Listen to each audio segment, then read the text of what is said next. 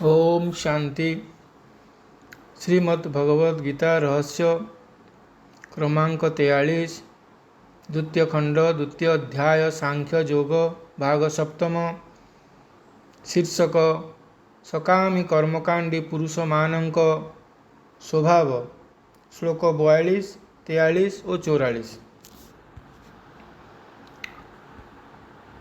जा इमां पुष्पितां वाचं प्रपद्यन्ते विपश्चितः वेदवादरताः पार्थ नान्यत् अस्तीति वादिनः कामात्मनः स्वर्गपरा जन्मकर्म फलप्रदां क्रिया विशेषबहुलां भोगैश्वर्य गतिं प्रति भोगैश्वर्य प्रसक्तानां तयापहृतचेतसां व्यवसायात्मिका बुद्धिः समाधौ न विधीयते। अनुवाद। हे पार्थ, जो अज्ञान लोक माने कर्मफलर प्रशंसावाचक वेदवाक्य आसक्त होई यह व्यतीत अन्य किछि नाही बोली जो सबु मनोहर वचन कहती से ही कामना परायण स्वर्गाभिलाषी माने कहूथिबा पुष्पित वचन जन्म कर्म फल प्रदायक भोग ऐश्वर्य प्राप्ति पाई नानाविध क्रियार वर्णना करे। सेथिरे अपहृत चित्त भोगैश्वर्य एकांत आसक्त व्यक्ति मानकर एक निश्चयात्मिक बुद्धि जोगरे स्थिर रहे नाही। ई श्लोक गुड़िकर व्याख्या। द्वैत भाव त्याग करी बुद्धि समता धारण करिवा सहज कथा नुहे। एथिपाई दृढ़ प्रयास आवश्यक। माता पिता दुष्ट बालक को प्रेम पूर्वक बुझाई सुझाई भल बाटरे चलने प्रेरणा दियंती। कलिजुगीय संस्कार द्वारा प्रभावित मनुष्यर मन और बुद्धि को दुष्ट बालक सहित तुलना करा जाई पारे। याकु हठक्रिया द्वारा वशीभूत करा जाई पारिबो नाही। असीम धैर्य सह नित्य निरंतर ज्ञान युक्त संकल्प प्रदान करी तालीम देवाक पड़िबो।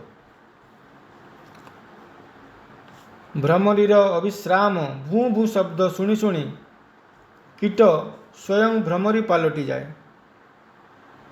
सेहीपरि नित्य निरंतर आत्मिक स्मृतिर अभ्यास करू करू व्यक्ति देहाभिमान मुक्त हो जाए। देह सहित संबंध विच्छिन्न हेले संसार प्रति आउ कौनसी मोह ममता रहे नहीं। ममता रहित व्यक्ति ही समतारे स्थित हो पारे। यही स्थिति रे मन और बुद्धि स्वतः परमात्मा स्मृति रे अवस्थान करे। समता को गीतारे जोग कहा जाइछि। सोमत्वम जोग उच्यते। आत्मा निश्चय पूर्वक समतारे स्थिर होई परमात्मा सहित युक्त हेबाकू एक निश्चयात्मिका बा व्यवसायत्मिका बुद्धि कहा जाए।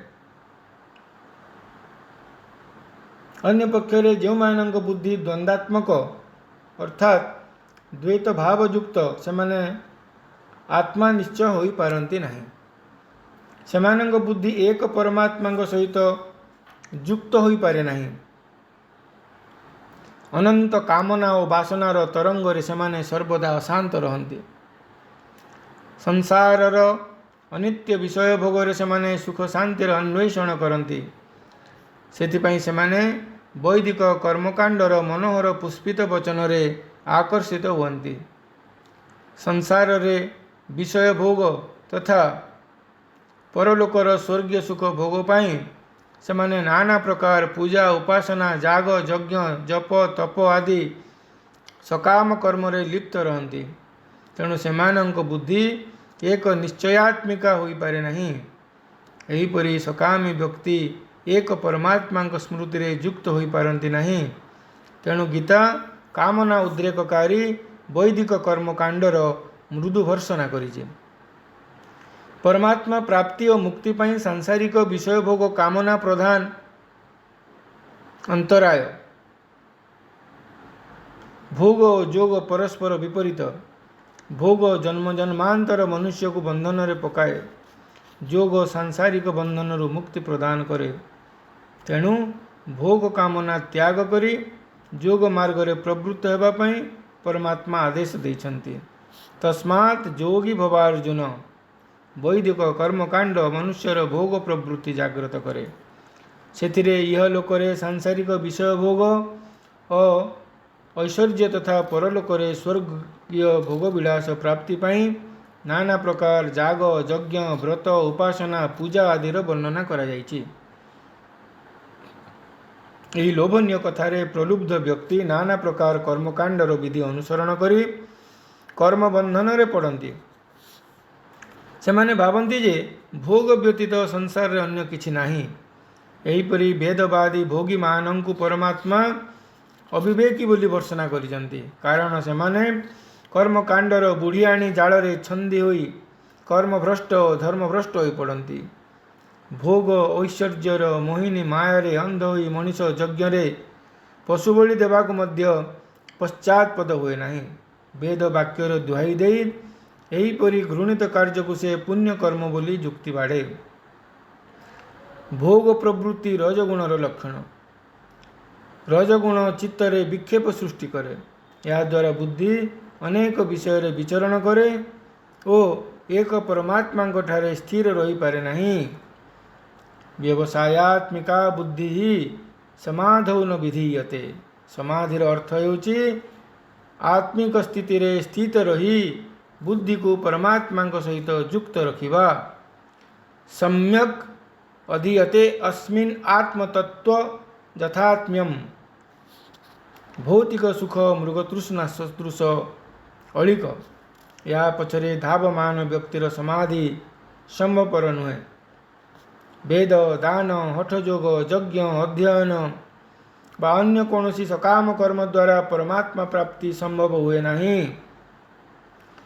न वेद यज्ञाध्ययन न दानैर्न न च क्रियार्भि न तपोभिरुहृगैः। गीता 11:48। नाहम वेदैर्न तपसा न दानेन न चैज्यया। गीता अध्याय 11 श्लोक 53। परमात्मा को केवल अनन्य भक्ति द्वारा प्राप्त करी हुए। एक परमात्मा को ठारे एक निश्चयात्मिक बुद्धि को अनन्य भक्ति अर्थात अन्य जोगन्न समान अनन्य कहा जाए। अन्य अर्थ रे परमात्मा को व्यतीत अन्य का प्रति अनुरक्ति व रति न रखिबा ही अनन्य भक्ति। भक्त्या तु ननन्या शक्य अहमेवं विधोर्जुन ज्ञातुम द्रष्टुम च तत्वेन प्रवेष्टुम च परंतप। अर्थ हे अर्जुन केवल अनन्य भक्ति द्वारा मनुष्य मते यथार्थ स्वरूप अर्थात तत्वेन जानी पारे मोर साक्षात्कार करि पारे ओ मते प्राप्त करि पारे। वर्तमान एतिकिरे ओम शांति।